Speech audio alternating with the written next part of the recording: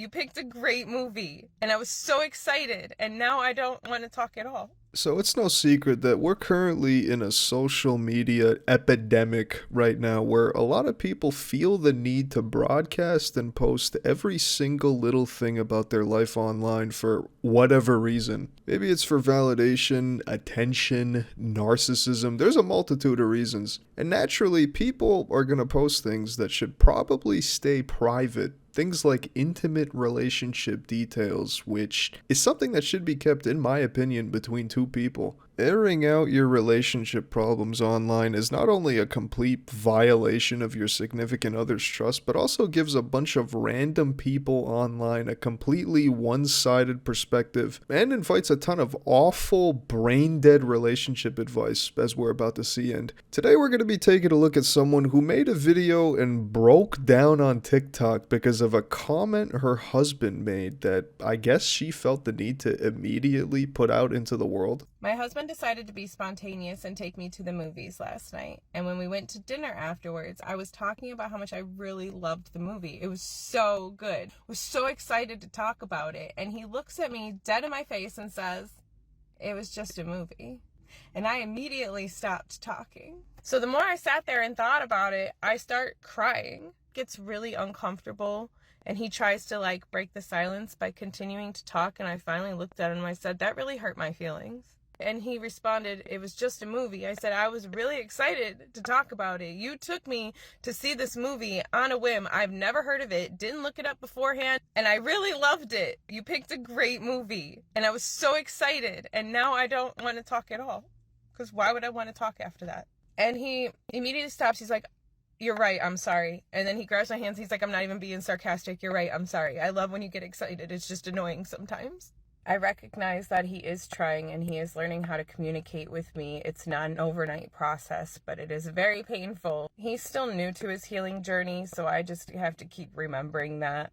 I don't know if it's just me thinking this, but why did this have to be posted online? Basically, you went to go see a movie. You were very excited about it. It sounds like the husband didn't really like it as much and made a comment without much tact, kind of shutting her down. It hurt her feelings, and he recognized that and then apologized. And now here she is in her car crying, posting this online, complaining about her husband to millions of people because that's how many views this got. Over this innocuous situation that happens in every relationship at some time. Now I know what some people might be thinking. The fact that her husband would say something like that speaks volumes about their relationship and how he feels about her, when in reality, there's a lot of nuance in every situation, and you know absolutely nothing about these people and this relationship as a whole. It's like, according to the internet, everyone needs to be perfect 100% of the time, and if you unknowingly make an insensitive comment on accident, that means you need to divorce the husband immediately, even after he quite literally recognized what he did was wrong and apologized. Because believe it or not, that's what thousands of comments are saying. It's just annoying sometimes. Girl, run. You have one life. His healing journey will take years. Don't sacrifice your life for someone else's journey.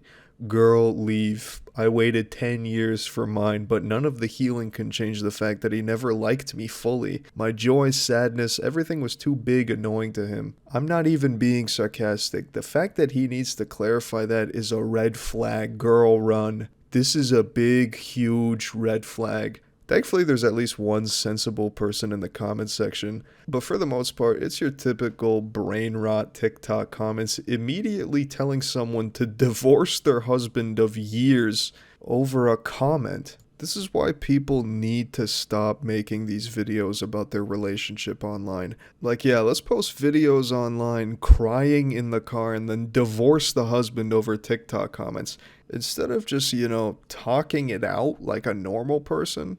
By the way, if you're wondering what movie it was that sparked all this, it was called Thunderbolts, a new superhero movie.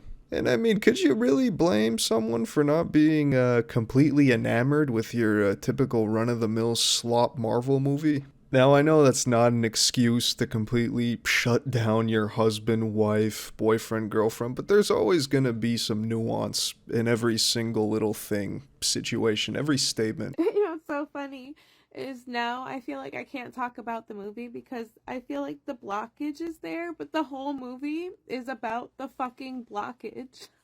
I cried so many times during this movie because it related so hard to so many things I faced in my life. I grew up with a narcissistic mother. I had a lot of trauma in my childhood. And because of that, I made a lot of decisions that just were not good for me. And I hurt a lot of people because I was hurting. I'm not exempt from taking accountability in my side of the toxicity of our relationship. There's a lot of assumption that I don't know what I'm doing, that I'm naive to what he's doing and the red flag that is being presented. I am not ignoring them. I am addressing them. When you start digging out the gunk, you realize there's a lot of complexities there. And if the end result is me leaving because I can't handle it and he has to learn and grow without me because that could ultimately trigger his growth, then that's what will happen.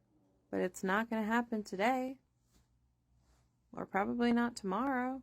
The only growth that needs to be made here is growing to not seek validation and opinions from a bunch of random strangers online. How about discussing things in person and not making videos of yourself crying publicly to thousands of people?